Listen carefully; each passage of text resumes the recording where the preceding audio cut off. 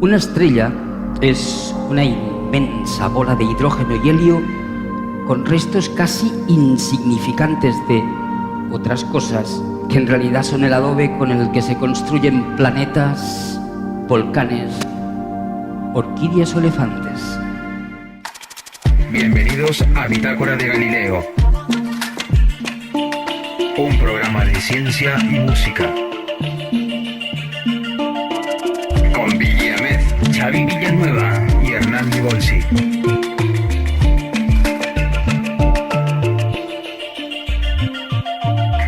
Bitácora de Galileo. Bienvenidos al programa número 2 de la segunda temporada. 2/2. 202, correcto. 2 de 2. ¡Qué bien! 2 de 2. Sí, sí. R2 de 2.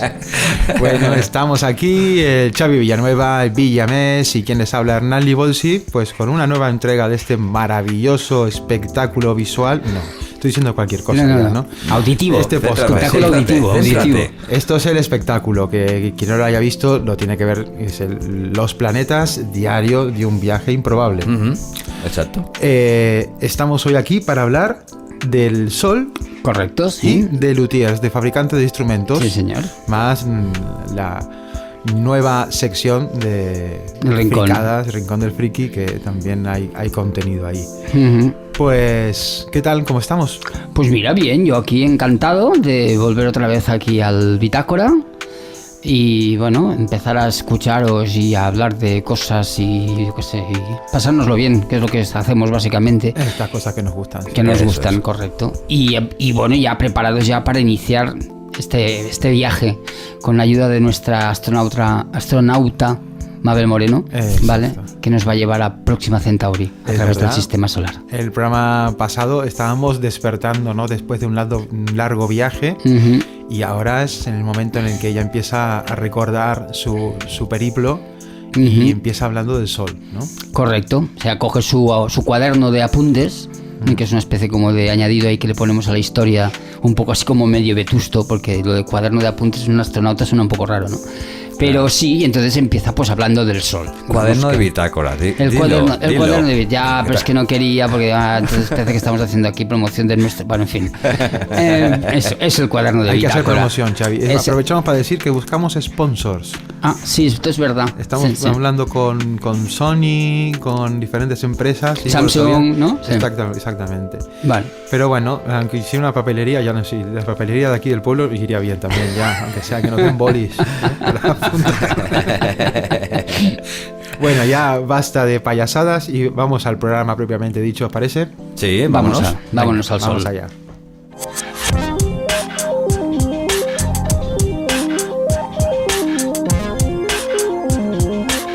Hablando de ciencia. Bueno, pues nos vamos al Sol. ¿Qué os parece? Que hace calor. ¿Qué hace? Es Sí, que eres un correcto. solete, tío. Correcto, gracias Villi. Bueno, la verdad es que en este viaje, en este recorrido que vamos a hacer por el sistema solar, pues claro, efectivamente, primero hemos de hablar del astro que está en el centro, más o menos en el centro. Esto de hablar de centros en el universo es un poco extraño, pero digamos que es el lugar alrededor del cual giran todos los demás astros del sistema solar. Los planetas que iremos viendo a lo largo de estos episodios. Y bueno, del Sol, ¿qué podemos explicar? ¿Por dónde podemos empezar? Bueno, lo primero de todo es, hay que decir que el Sol es el primer objeto que se forma al principio de la historia del sistema solar. Esto creo que ya comentamos algo en la temporada anterior, pero bueno, para que os hagáis una idea, cuando se forma el sistema solar, lo primero que se forma es el Sol, y después de los restos de la formación del Sol se forman los planetas. Entonces, dicho así, como en un par de frases, muy rápidamente. Por supuesto, el proceso es mucho más O complejo. sea, somos como los escombros del Sol, ¿no? En cierta manera, sí. De cierta manera, sí. Todo lo que no, en esa dinámica de formación de la estrella, no llegó a formar parte de la estrella, quedó en los exteriores, digamos, de esa estrella. Eso fue lo que dio lugar al resto de planetas, algunos más pequeños, otros más grandes, de tipos diferentes, en formas diferentes. Hay formas con... ya me saldrá mañana, con formaciones diferentes, bueno, en fin, ya los iremos viendo. En todo caso, el Sol es una estrella que tiene la importancia que tiene, básicamente porque que si no hubiera sol, no se hubiera formado el Sol, pues no se hubieran formado los planetas. Yo esto cuando hablo con los niños, cuando les explico a los niños, les digo siempre lo mismo. Digo, mira, es que si no hubiera Sol, porque a veces lo preguntan, ¿qué pasaría si no hubiera Sol? Ah, que no podríamos vivir. Y yo les digo, no es que no pudiéramos vivir, es que realmente ni existiríamos, no estaríamos aquí. ¿Vale? Porque primero se formó la estrella y finalmente luego se formó los planetas.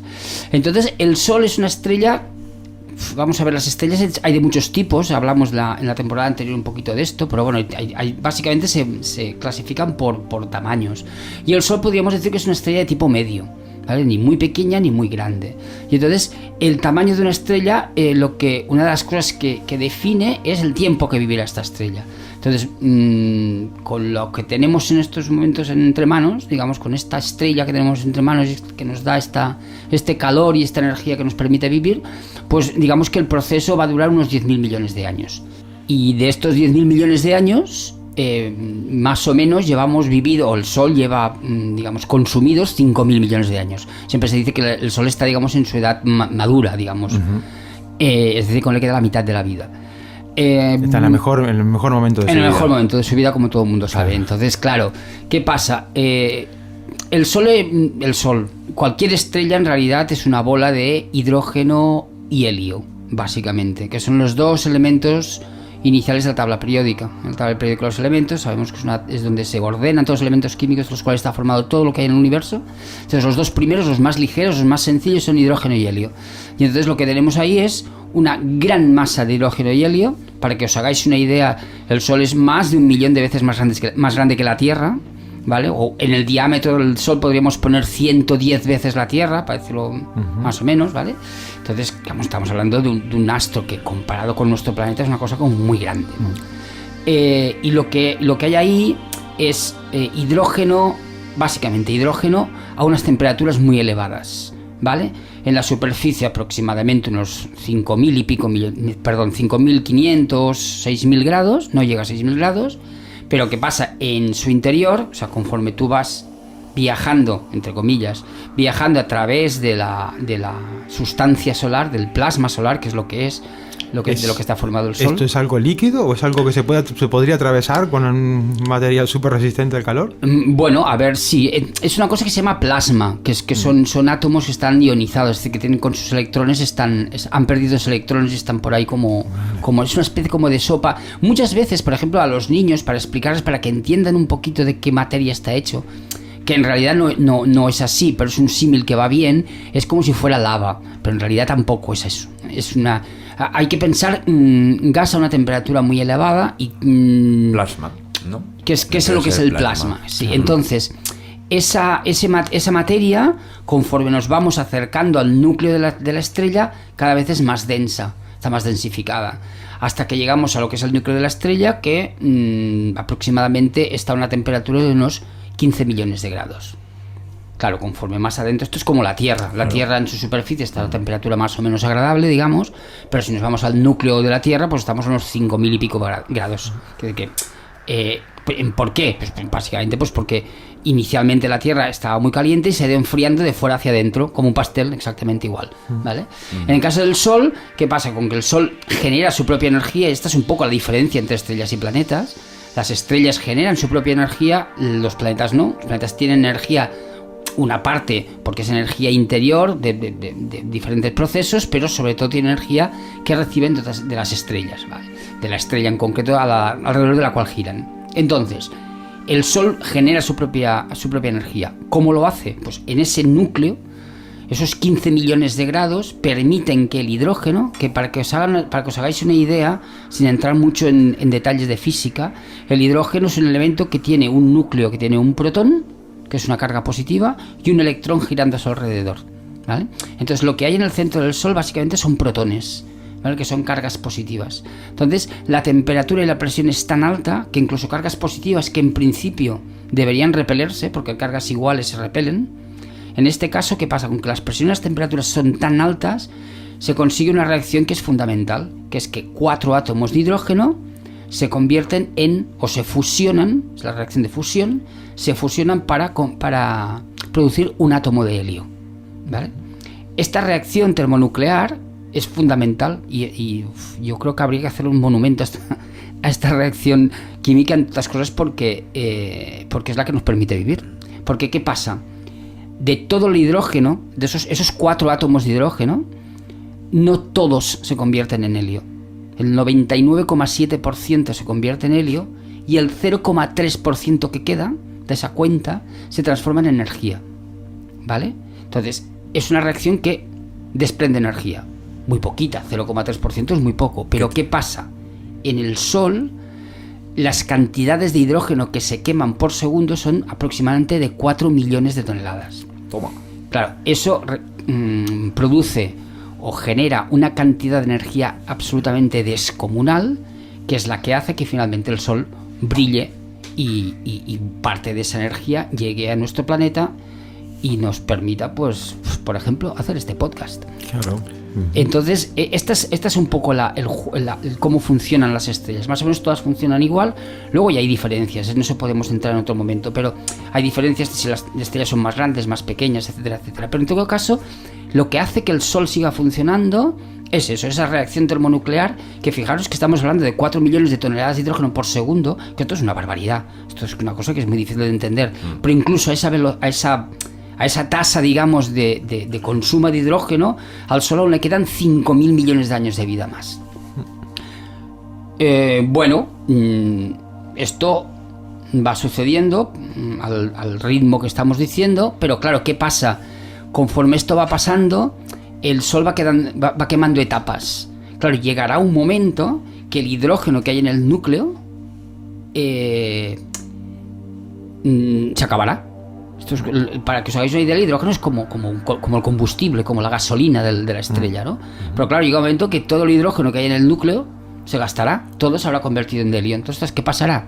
Entonces, por un momento las reacciones termonucleares en el núcleo se pararán, no habrá reacciones termonucleares. Entonces, fijaros qué pasa.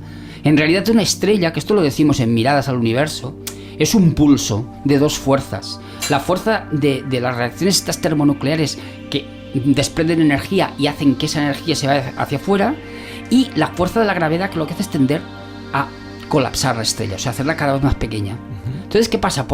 Durante un cierto momento en el Sol se pararán las estrellas las reacciones estas en el núcleo, porque se habrá acabado el hidrógeno. Entonces, ¿qué pasará? La gravedad no tendrá una fuerza que contrarreste su propia fuerza. Y entonces, ¿qué hará la gravedad? Hará un intento como de colapsar la estrella. De hecho, la estrella colapsará.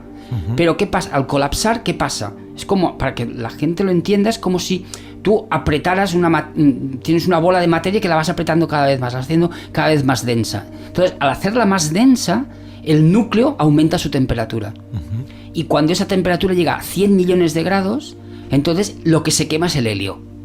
Entonces vuelven otra vez esas reacciones termonucleares, que lo que hacen es encender, por decirlo de una manera, encender entre comillas, porque la estrella no se apaga, el Sol no se apaga, pero vuelven esas reacciones termonucleares que vuelven a contrarrestar la fuerza de la gravedad, y lo que hacen además es que el hidrógeno que hay alrededor del núcleo, que inicialmente no llegaba a esos 15 millones de grados iniciales, también ha llegado a esos 15 millones de grados iniciales, y entonces ¿qué hace? También se transforma en helio. O sea que fijaros, es como una especie como de cebolla. El núcleo se está convirtiendo helio en el siguiente elemento que lo estoy haciendo como muy sencillo, porque hay más, es un poquito más complicado, pero bueno, el helio pasa a carbono, ¿vale?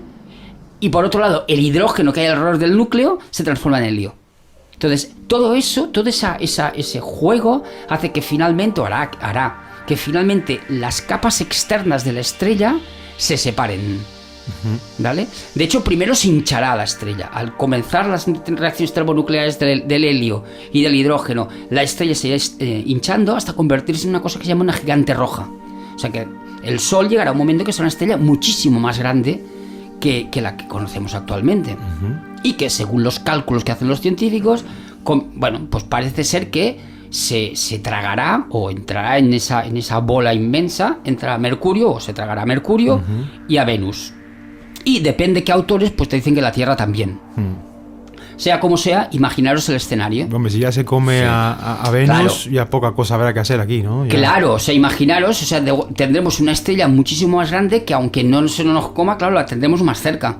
Por lo tanto, la cantidad de energía que llegará a la Tierra será mucho mayor. De hecho, en la Tierra, nosotros habremos desaparecido hace bastante más tiempo, pero eso ya hablaremos en su momento. Entonces, ¿qué pasa? Esa gigante roja llegará un momento en que las capas externas no aguantan la presión del núcleo y se separarán formando una cosa que es un objeto muy codiciado a la hora de la observación astronómica, que son las nebulosas planetarias, que son los restos de la muerte de estrellas parecidas al Sol. Y lo que quedará, en el lugar donde estaba el Sol, lo que quedará es el núcleo desnudo del Sol, ¿vale? Que es lo que se llama una enana blanca. Entonces, esa enana blanca, en principio con el tamaño que tiene el Sol, digamos que se irá quemando poquito a poco ese helio que queda y ese carbono que queda, y al final se acabará convirtiendo en una especie como de esfera de carbono que se irá enfriando poco a poco hasta que desaparezca o se convierta en un objeto teórico que llaman una enana negra. Enana negra. Una enana negra. ¿Eso qué tamaño tiene? Pues bueno, los cálculos que siempre se hacen es pues, que se habla del tamaño de la Tierra. O sea, el núcleo, digamos, lo que quedará del Sol será una esfera del tamaño de la Tierra, que hay quien dice que, claro, en realidad aquello será como un trozo, una esfera gigante de carbono, ¿vale? El carbono que os tenéis que imaginar como las brasas, cuando tú quemas madera, las brasas esas que quedan, eso es carbono. Claro. Y ese carbón poco a poco se va apagando.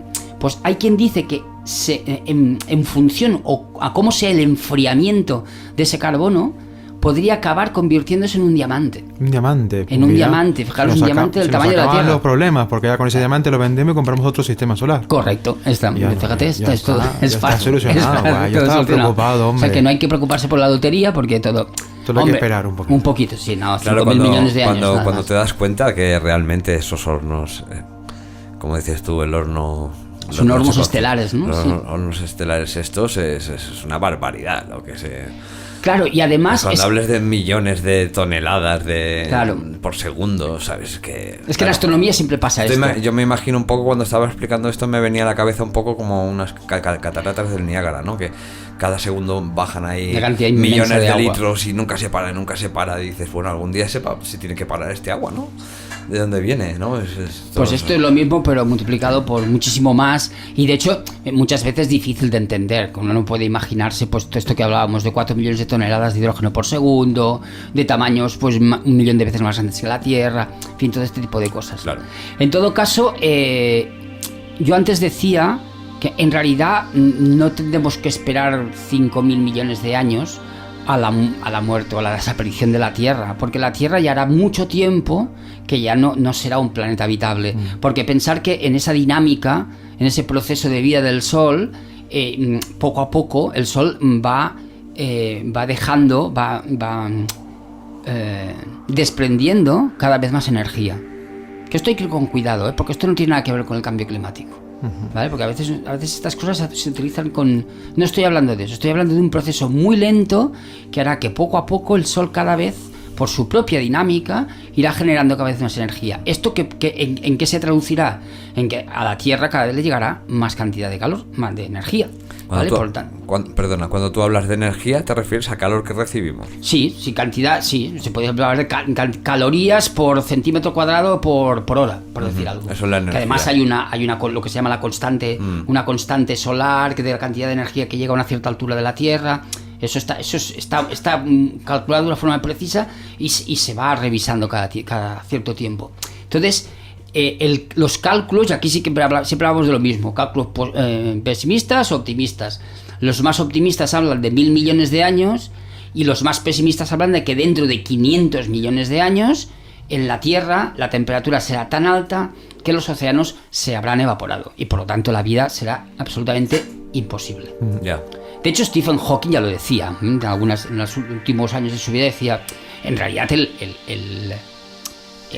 destino un poco de los seres humanos, y realmente un poco lo hablamos también en Miradas al Universo, el destino de los seres humanos son las estrellas, ¿no? Porque si nosotros queremos trascender como especie, pues hemos de, por la propia dinámica del Sol, de la estrella que nos da la vida, pues llegará un momento que es que habrá que irse de aquí. Sí, ya le hemos hablado alguna vez qué pasará, ¿no? En aquellos tiempos, cuáles son las posibilidades que tendremos al saber, ¿no? Las posibilidades que tenemos ahora. Eso mismo. Y luego, aparte de esto, luego está todo lo que es el Sol propiamente dicho en la actualidad. Es decir, hasta hace relativamente poco tiempo, del Sol se conocían poquitas cosas. Y ahora con el advenimiento de todas las sondas que se han ido enviando al Sol, que vigilan al Sol y que están observando el Sol de manera prácticamente continuada, tú puedes tener imágenes del Sol prácticamente en tiempo real. Gracias, en tiempo real, correcto. Quiere decir que es mucho lo que se está aprendiendo del Sol. Bueno, pues eso permite,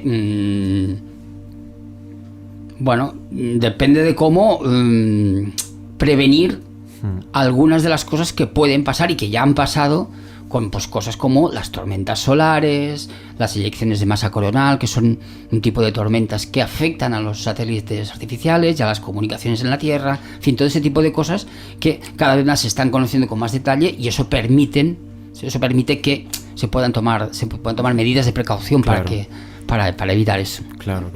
Pero imaginaros, yo qué sé, imaginaros que hay una tormenta de estas de solar bestia, que las ha habido, sí, y teniendo en cuenta que lo que pueden afectar a los sistemas de comunicaciones, pues no sé, imaginaros que nos tiramos una semana sin internet. No sé, yo no sé qué sería de este mundo. Caos absoluto. Claro, por eso. Perdona, así que... ¿Qué ibas a decir, Gigi? Estaba yo ahora con el discurso y no... Sí, es verdad. El Sol tiene rotación, gira. Sí. En el espacio, o sea, en el universo, todo gira. Todo se mueve de una forma o de otra. Incluso, si algún día llega el momento, también lo hablaremos, incluso la Luna, aunque no lo parezca, porque la Luna siempre enseña la misma cara, pero realmente también está girando sobre sí mismo. Pero vale, el Sol también gira sobre sí mismo. Digamos que cuando alzamos la vista con protección y miramos el Sol, el Sol no siempre vemos la misma cara, ¿no? No. Va girando. Va girando, también. Correcto. Sí, de hecho las imágenes que tú te puedes conectar, por ejemplo, a la página, creo que incluso hay una aplicación del por ejemplo, del SOHO, del SNDO, que son satélites que están vigilando la estrella, y puedes ver imágenes pues de una rotación entera del Sol, pues ver cómo va cambiando la superficie, vas viendo el tema de las manchas solares, todas estas historias. Entonces realmente, bueno, gira no hay como tierra, puede girar la Tierra. No hay tierra en el Sol, o es gas todo, es como estos planetas que son gaseosos. No, es todo gas, es plasma a temperatura muy elevada. En todo caso, si hay tierra o no, eso ya forma parte de la sección que viene ahora.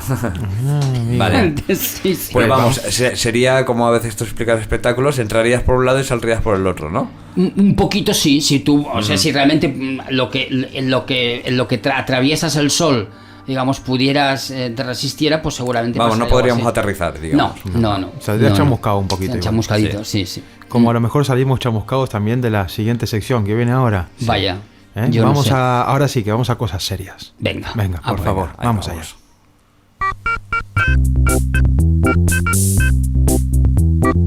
El Rincón del Friki.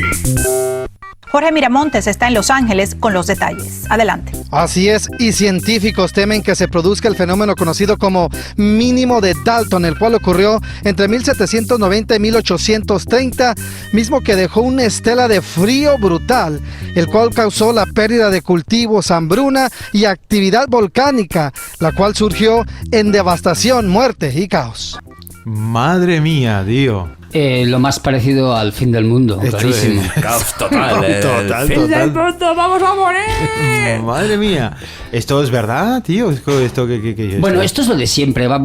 Esto pasa mucho en los medios de comunicación, que cogen una noticia, que es una noticia científica, de las que pasan muchas, y entonces lo que hacen es un poco pues exagerarla, pues supongo pues para vender más, o yo qué sé, para hacer más titulares y que la gente los escuche más. Madre mía. Es verdad lo del mínimo de Dalton, que ha habido más mínimos, es verdad verdad que ha habido épocas en que ha bajado la actividad solar y sigue habiéndolas. Pero bueno, de aquí a este hombre, vamos, pone los pelos de punta al tío. Pero bueno, es como da miedo, cuidado. Sí. Si quiere vender, lo ha vendido, se ha acojonado a todos. Madre mía. Pero esto es muy clásico. Sí, sobre todo en Estados Unidos también hay estos rollos así muy populistas, muy devastadores. Fijaros que hace muy poco ha salido la noticia esta de lo de la vida en Venus y luego por hace ya nadie escucha hablar del tema y es porque seguramente la cosa no... Claro, y además no es nada nuevo, ¿no? Porque ya hasta hace nada me comentabas de una persona en el año 1800 que ya hablaba de que había una civilización en el Sol, ¿no? Bueno, de William Herschel, un gran astrónomo, además músico, era un tipo que no era como decimos aquí muchas veces, no era un mindundi, era un tipo muy serio, pero bueno, que le estaba convencido que en el universo había lo de los mundos habitables, ¿no? Por todos lados. Y entonces él consideraba que el Sol era un objeto de estos, un planeta, en el cual realmente un planeta con dos capas atmosféricas, una que era la más brillante, que es la que veíamos, y otra debajo de la cual estaba pues un lugar donde en principio era un lugar habitable. Él no aseguraba exactamente que hubiera habitantes allí, pero sí que decía que era un lugar en el cual se podía habitar. Incluso decía que las manchas solares, que son esas zonas oscuras que a veces se producen en la superficie del Sol, porque son zonas de más baja temperatura, en realidad eran agujeros, según él. Y por esos agujeros se podía mirar lo que había justo debajo del Sol y se podía llegar a ver pues el lugar maravilloso que debía de ser justo debajo de... Este hombre, científico, músico, uno de los primeros frikis, yo creo, de la historia. Fijaros, vamos a situarnos. Este hombre vivió el caballo del 18 y el 19. Entonces, claro, estamos hablando de otra época también, ¿eh? Claro. No había ni los adelantos, era un gran constructor de telescopios también, pero ni mucho menos eran los telescopios que tenemos actualmente. Claro. Sí. Bueno, tenemos una colaboración hoy, una colaboración especial. Vaya. Sí, es un buen amigo, se llama Ramón, o más conocido como Shanghai de las Conspiranoias S.A. Bueno, es un chico interesante, inquieto, le gusta conocer las cosas y bueno, tiene su canal de YouTube donde él hace sus investigaciones por su cuenta, porque le gustan las cosas ocultas, las cosas extrañas, las cosas que salen de... Vamos, el fichaje ideal para esta sección. Vamos. Claro, sí, fichaje ideal, pero bueno, es un tipo curioso, muy interesante de conocer, si un día tenéis la oportunidad. Pues un placerazo tenerlo aquí. Tenemos un mensaje suyo en el que nos cuenta algunas cosillas acerca del Sol. Sí, algunas curiosidades o cosas, ¿no? que están relacionadas con el Sol. Lo mejor yo creo que es escucharlo y que nos cuente a ver qué dice. Vamos a escucharle ahora mismo. Bitácora de Galileo. Hola, ¿qué tal? Soy el Shanghai de las Conspiranoias S.A. y es un placer para mí estar hoy aquí con vosotros. Y en esta ocasión os voy a traer un par de misterios que rodean al astro rey. Muchos de vosotros recordaréis que en el año 2012 salieron publicadas unas fotos que se hicieron muy famosas que parecía que había varios objetos alrededor del Sol. Y uno de ellos, en especial, parecía una nave nodriza que los creyentes de la ufología y temas de misterio creen que estaba recargando energías porque se ve como una especie de hilo de plasma solar que va hacia una especie de esfera. Ya os digo que son temas muy delicados como para poder decir que es una cosa u otra cuando aún desconocemos tanto de nuestro vecino solar. Y bueno, esta solo fue una de las primeras veces que logramos captar imágenes así. Luego también sé que se ha repetido el 2014 y así ha ido sucesivamente hasta hoy en día. Muchas de estas pruebas yo creo que son ocultadas y tal, pero para los creyentes como yo, de algún sitio tienen de sacar la energía nuestros vecinos interestelares. Y para mí la forma más creíble pues que utilizan el Sol o distintas estrellas para poder recargar sus vehículos espaciales. Bueno, y esto que os comento solo es una teoría y especulación mía. Ya os digo que yo no tengo la verdad absoluta, ya me gustaría. Pero esto es para que veáis que al igual que yo no tengo la razón, pues los pseudocientíficos estos que están rulando por internet, sobre todo por YouTube, hay de tener mucho cuidado con las cosas que dicen porque te lo pintan como si eso fuese verdad absoluta y para nada. Y esto os lo está diciendo un fiel creyente de la ufología. Y me hace recordar que hace un par de días salió una youtuber muy famoseta de habla inglesa, que la mujer sacaba unas imágenes como si una explosión en el sol y saliese algo como disparado. Y la mujer decía que eso era que ahí había un ovni, que había salido disparado del sol y que venía hacia la Tierra. Y eso lo decía el 7 de diciembre. Y resulta que el 7 de diciembre hubo una tormenta en el sol, una explosión muy grande, de las más grandes que haya registradas últimamente. Y entre el 9 y el 11 de diciembre nos va a llegar una eyección de masa coronal. Que esto, bueno, lo que va a hacer que aquí en la Tierra, pues en sitios que normalmente no se ve la aurora boreal, se va a lograr ver. Pero una cosa es una erupción solar y otra cosa es decir que ha salido un ovni disparado del sol. ¿Sabéis qué os quiero decir? Y que ya os digo que me encantaría poder deciros sí, era un ovni salir del sol. Pero como no lo veo y no lo creo, pues no lo voy a decir. Buah, me encanta. Vaya, fíjate, además está bien esto de no, si no lo veo y tal no lo creo, ¿no? Es un poco mentalidad científica. Me ha encantado, pero, me ha ido súper bien. Una cosa es creer o no creer y otra cosa es ilusionarte porque pudiese ser. Bueno, es un poco la idea, ¿no? De esta sección, ¿no? Esas son cosas que pensamos que nos gustarían, pero que quizás no son, evidentemente. Pero bueno, eso se trata el friquismo. Ahí estamos, y aquí está esta sección para pues, dar pie a estas cositas. Hay más, ¿no? mensajes, más mensajes, ¿vale? Vamos a continuar escuchando. Bueno, y en vez de hablaros de ahora un misterio tan espacial, os voy a hablar de algo mucho más terrestre. Y esto resulta que pasó en la Alemania nazi durante la Segunda Guerra Mundial, que resulta que Hermann Oberth, perdonadme si lo pronuncio mal, que fue uno de los padres de la aeronáutica, pues este hombre hizo un proyecto que era para poner en órbita un espejo cóncavo de más de 1 kilómetro de diámetro. Que ya me diréis vosotros que solo viendo esto, ¿qué idea tenían? ¿Utilizarlo como si fuésemos hormiguitas? Pues efectivamente, su idea era poder proyectar luz solar sobre ciudades y hacerlas arder, o sobre las reservas de agua de sus enemigos y poder hacer que se evapore el agua. Es increíble como algo que nos da vida, como es la luz y el agua, puedan llegar a utilizarlo como armas de destrucción. Y es hasta lo triste y lamentable que podemos llegar a ser el ser humano.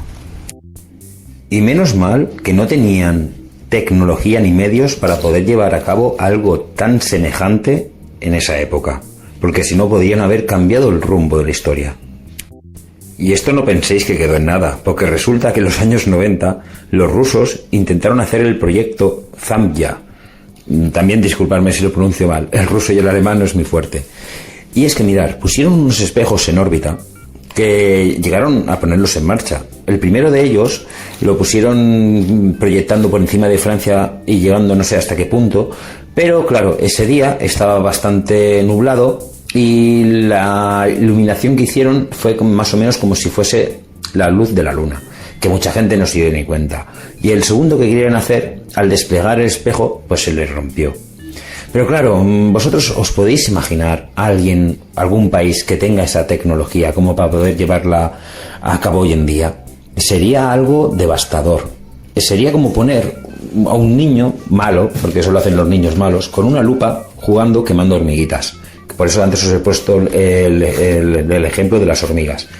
Y a mí me da miedo. Ya os digo que en vez de utilizar esta tecnología para hacer el bien, que la terminen utilizando para hacer el mal. Y bueno, chicos, esto ha sido todo lo que os tenía que contar hoy. Ha sido algo así breve, de un par de cositas que a mí me parecían bastante interesantes y espero que lo hayáis disfrutado. Así que un gran abrazo y cuidaros mucho. Bueno, vaya tela. Ha sido muy disfrutado. Muy bien, sí, bueno, en su línea. Yo os recomiendo, si queréis ver un poco de lo que habla y lo que hace este chico, tiene un canal de YouTube, se llama Las Conspiranoias S.A. y ahí podéis encontrar toda clase de pasiones. Sí, Las Conspiranoias, el IAS final es con Y. Con Y. Conspiranoias, sí. Pues ya te los buscaba y no lo había encontrado. Pues muchas gracias, Ramón. Shanghái de las tinieblas. Muchísimas gracias, muchísimas gracias. Un placerazo y bueno, ojalá te podamos tener más veces aquí en esta sección. Que... Sí. Alguna vez te haremos una entrevista o algo. Qué bien.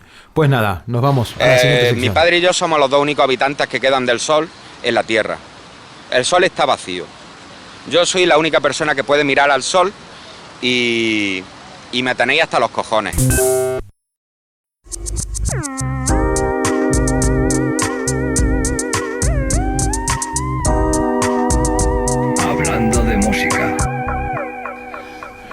Pues hoy en esta sección musical vamos a hablar de luthier, de constructor de instrumentos, y más concretamente vamos a hablar con Emiliano Tensi, que él es constructor de didgeridús en Argentina. Si queréis, vamos directamente a la entrevista que le hemos hecho y la escuchamos. ¿Os parece bien? Estupendo, venga. Vamos a escucharla. Bitácora de Galileo. Estamos con Emiliano Tensi. Él es constructor de didgeridús, es intérprete de didgeridús, y lo tenemos hoy para hablar un poco del proceso de creación de un instrumento, ¿no? Estamos hablando hoy de luthiers, de gente que fabrica instrumentos.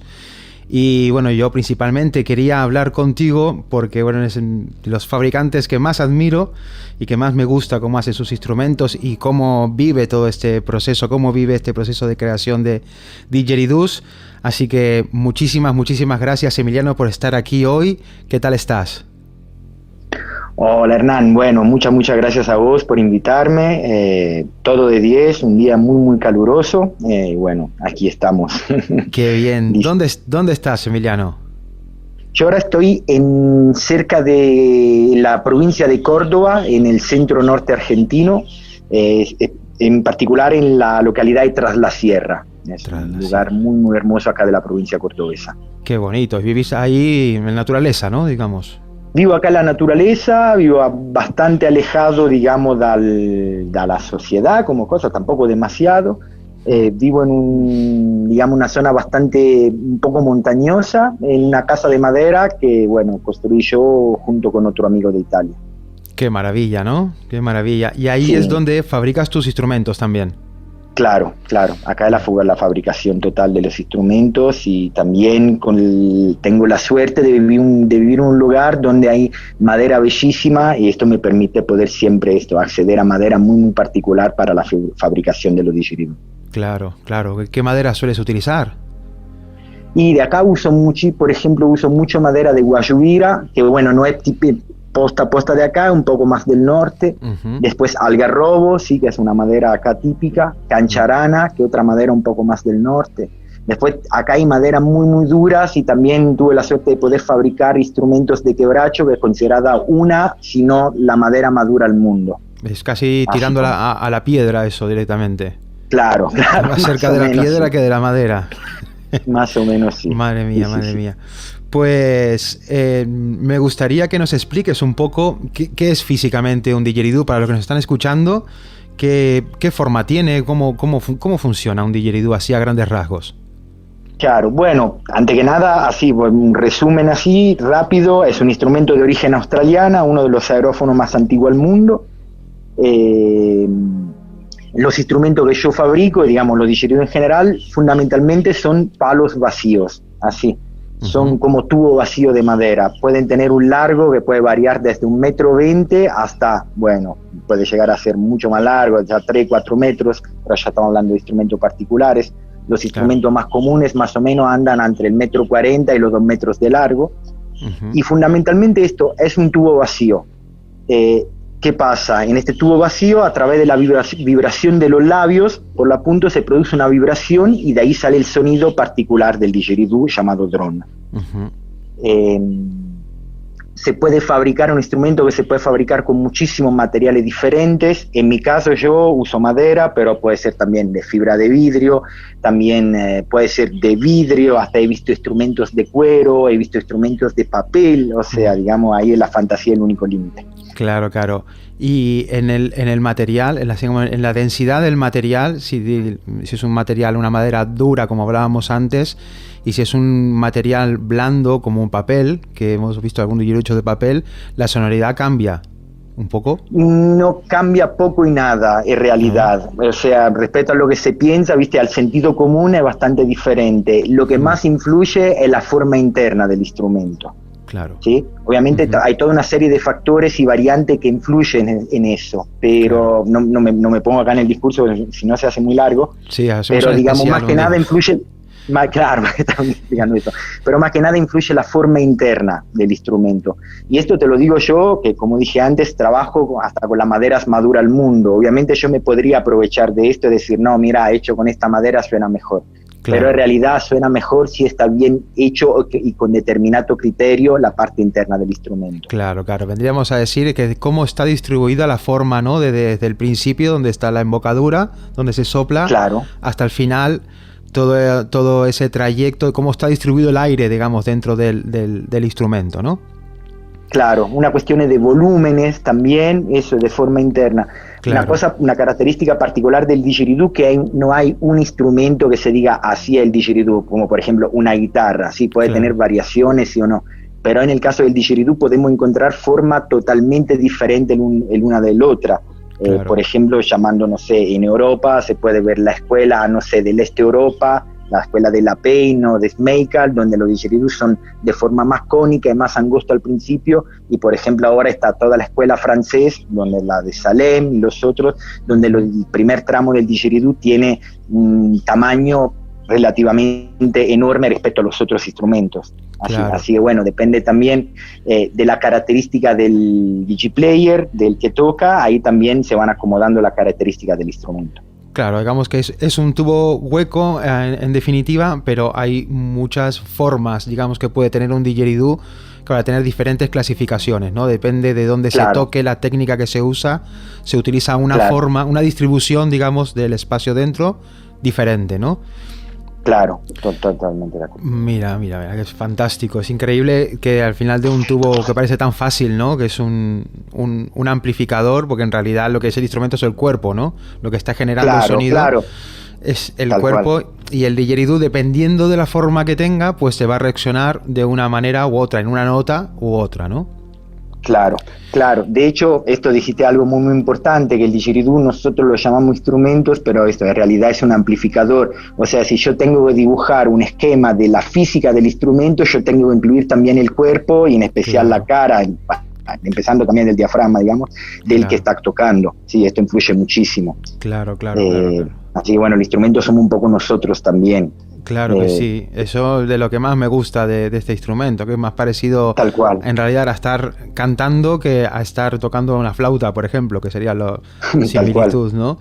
Pues qué bien. Bueno, tenemos esta visión, ¿no? Sabemos que ahora didgeridoo es un tubo hueco, pero dependiendo de cómo sea esta distribución dentro, pues puede sonar de una forma y otra. Incluso nos podríamos encontrar con un didgeridoo en la misma nota, que sean dos instrumentos que estén afinados en la nota do y que visualmente no tengan nada que ver. Tal cual. Mira, yo con respecto a eso, hace unos años había construido dos didgeridoo en la, misma nota, misma octava. Un la medía más o menos 1,60 m de largo, unos 65, no me acuerdo ahora, porque pasaron muchos años, con una campana, digamos la parte final del instrumento donde sale el sonido, de 5 o 6 centímetros de diámetro interno, y había construido otro instrumento en la misma nota que medía 2,50 m de largo, con una campana de 15 centímetros de diámetro interno. Claro. Los dos estaban, y venía David y Golía. Madre mía, increíble. Y a veces es increíble bueno, que... esta es la magia del instrumento. Claro que sí. La particularidad del didgeridoo es, de un lado, su simpleza, por lo que decíamos antes, porque es un tubo vacío, un tubo hueco adentro, y de hecho esta es la belleza también, y también la particularidad por la que me acerqué a construir, por la que empecé a construir didgeridoo, en el sentido que era muy simple, o sea, empezar es bastante simple, pero después, en el momento que uno empieza a investigar, empieza a escarbar adentro, el discurso se hace extremadamente complicado, capaz debido a esta su simpleza. Claro que sí. Los pequeños detalles luego, ¿no? Ya hay mucha variación, claro. Mira, hablando de esto... Un milímetro de diferencia hace diferencia entre un instrumento y otro. Un milímetro solo, por ejemplo, en el primer tramo, el primer tramo tiene 29 milímetros de diámetro interno, o tiene 30 milímetros, ya hace dos instrumentos totalmente diferentes. Es increíble, ¿eh? Yo te digo de verdad, una vez hice un didgeridoo en fa, hace tiempo que fabricaba didgeridoos, ahora ya no hago tanto, pero hice un instrumento que me salió en fa y me salió majestuoso, y digo, bueno, voy a calcarlo tal cual, voy a hacer otro. Y no ha habido manera, ni nada que ver. Está en fa también, pero es otro instrumento, no tiene nada que ver, no le llegan ni los talones. Mira, hablando, ya que hablas de tus inicios en la construcción, me gustaría preguntarte cómo acabaste, o sea, cómo llegaste a empezar a hacer tus propios instrumentos. Claro. Empecé al principio porque, bueno, yo vine a vivir acá en Argentina de hace 20 años que vivo acá en este país. Igual empecé unos cuantos años después a tocar didgeridoo. Y cuando empecé a tocar acá era muy, muy difícil conseguir instrumentos. Había muy pocos constructores, yo la verdad no conocía mucha gente, no sabía, ¿viste? En Europa obviamente la escena ya estaba a un nivel mucho más avanzado respecto a lo que estaba pasando acá. Así que dije, bueno, voy a empezar a construir instrumentos, a ver qué pasa. Y empecé con los primeros 3-4 instrumentos que la verdad no sabía ni si sonaba bien ni mal porque no tenía margen de comparación, no sabía cómo sonaba un instrumento bueno. Claro. Después fui a Italia, viajé a Italia y tuve la suerte de hacer un seminario con Andrea Ferroni, para mí uno de los mejores constructores que haya en el mundo. Vaya. Y digamos, ahí vi los primeros instrumentos bien hechos, digamos, conocí el didgeridoo bajo otro aspecto, viste, mucho más científico, digamos. Claro. Volví acá a Argentina, igual tampoco es que sabía mucho en el momento, dije, bueno, me voy a construir un instrumento más o menos según lo que entendí que hacía Andrea Ferroni. Y tuve, digamos, un golpe de suerte, me salió un instrumento excelente, un do sostenido, con un instrumento afinado con la nota en do sostenido, donde la primera trompeta también caía en do sostenido, perfectamente afinado, un instrumento que todavía conservo al día de hoy porque fue uno de los mejores instrumentos que hice, digamos. Increíble. Obviamente ahora sí, ya se mejoraron y todo, pero fue como un golpe de suerte. Hombre, y unas características muy especiales, es casi como una gran bienvenida, ¿no?, a este mundo que se te dio. Claro. Y ahí dije, bueno, a ver si me salió bien una vez. Yo soy de la idea que cuando una cosa sale una vez, después se puede repetir tranquilamente, ¿viste? Obviamente es cuestión de esfuerzo. Y ahí empecé a construir, tratando de recrear, de entender por qué este instrumento sonaba bien. Y pregunta... Obviamente de ahí Obviamente pasó un poco como vos, el primero salió de 10 y después los otros no pasaba esto, me llevó unos cuantos instrumentos más. ¿Y tú traías conocimientos de carpintería de antes? O sea, ¿sabías hacer cosas? Un poquito sí, porque laburaba en teatro antes, fui escenógrafo de teatro por muchos años, así no mira. carpintero, pero digamos me manejaba con las herramientas y todo. Pero la mayoría del aprendizaje grande vino con el didgeridoo. Muchas cosas que estoy haciendo ahora vinieron con el didgeridoo. Claro. Más otra cosa que hay, ahora ya se puede conseguir más información con respecto al didgeridoo, cómo están hechos, ¿viste? Se puede llegar a entender más. Cuando yo empecé a construir no había información en internet, no había nada y lo que construían nadie largaba nada. Lo único que te decían, seguí tallando, seguí construyendo, era eso. Y bueno, yo le hice caso. Le hice caso, así fue el aprendizaje de experiencias, de errores, de equivocarme, de seguir equivocándome. Claro. Bueno, ha sido un camino. ¿Ya sé ahora cuánto tiempo que estás haciendo didgeridoos entonces? Y más o menos serán 10 años, 12 años, pero que me dedico de forma, digamos, más profesional, que empecé a laburar de esto, son como 6, 7 años, por ahí más o menos. Ya ves, qué bien, qué bien. Qué pasada, ¿eh? Y solo hay que ver esto, ¿dónde podemos ver tu trabajo? ¿Dónde la gente puede ver tu trabajo? Emiliano, mira, por ahora tengo las 2 páginas activas que son la del Facebook, que bueno, del Facebook la uso un poco para todo, como Emiliano Tensi, y la que uso más especial para didgeridoo, la del Instagram, siempre como Emiliano Tensi. Y en el Facebook siempre tengo otra página que es Érase Didgeridoo, que digamos era el nombre que le daba antes a los instrumentos. Ahora me gustaría cambiarlo, pero bueno, vamos a ver cómo manejo la situación.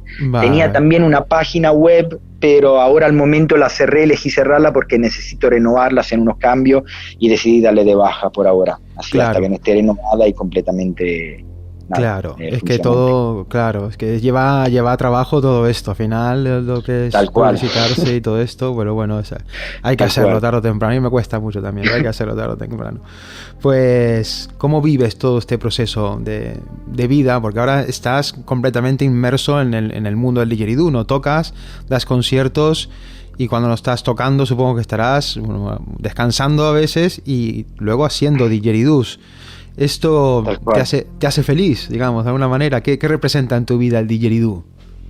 Sí, y bueno, primero es la pasión principal que tengo, así, y como toda pasión que se pasa de los límites, a veces se transforma también un poco en obsesión como cosa.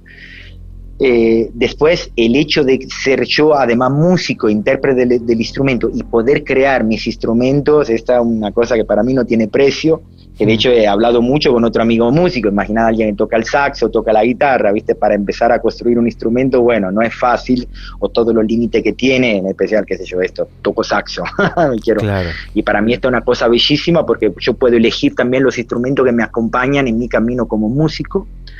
Claro. Esto de un lado. Segundo, el desafío que tiene el didgeridoo, y esto es una cosa que me encanta en la vida, desafiarme todo el tiempo.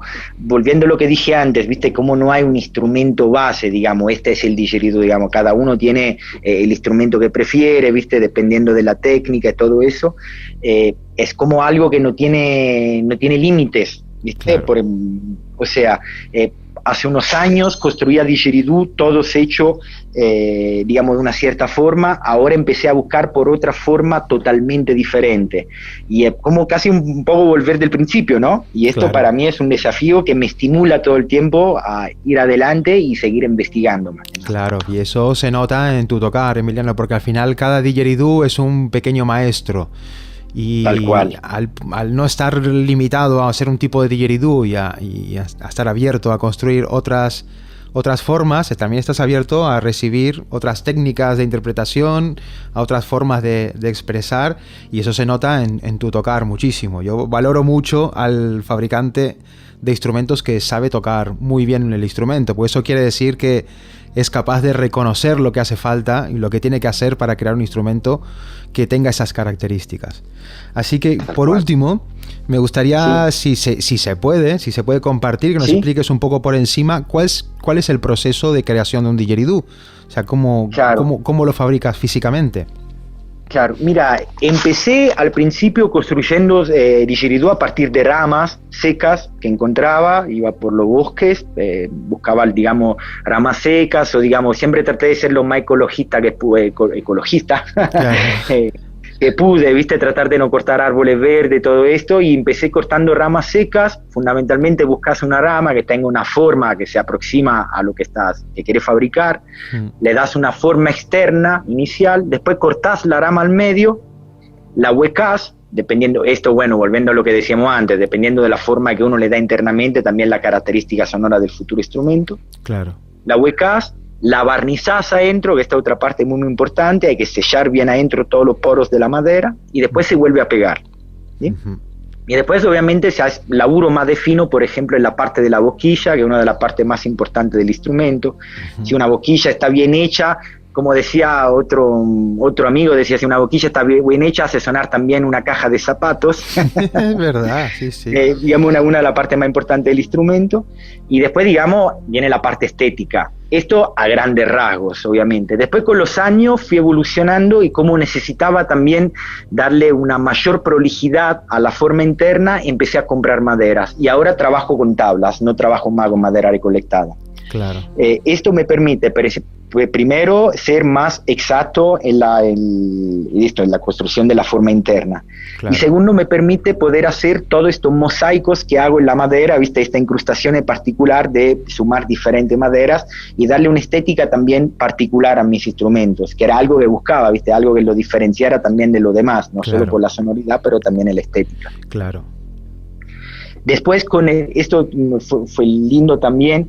Acá en Argentina las distancias son enormes. Viajar, uno muchas veces no viaja, también elige no viajar en auto por los costos y todo lo que implica, así que uno viaja mucho en colectivo. Y los colectivos con los años se pusieron cada vez más ásperos para transportar instrumentos, para transportar cosas, en especial con los instrumentos.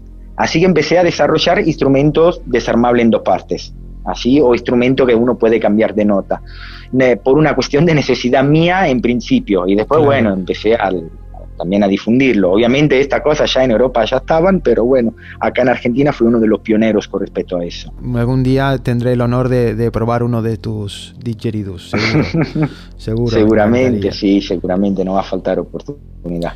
Eso, para mí eso, la cosa más importante, siempre esto, el desafío, y siempre buscar algo que me estimule a ir adelante. Si hay algo que como artista yo trato siempre de no estancarme, ¿viste? Quedar, digo, bueno, ya llegué a este punto, punto, ya estoy viviendo tranquilamente de lo que hago. No, necesito siempre ir más adelante, buscar un poquitito más. Esto es una de las cosas que más me... Es el alma inquieta del artista. Tal cual. Si uno tuviera que apretar play cada vez sería aburrida la vida. Hay que hacerlo, hay que desarrollarlo y tocarlo y vivirlo. Claro.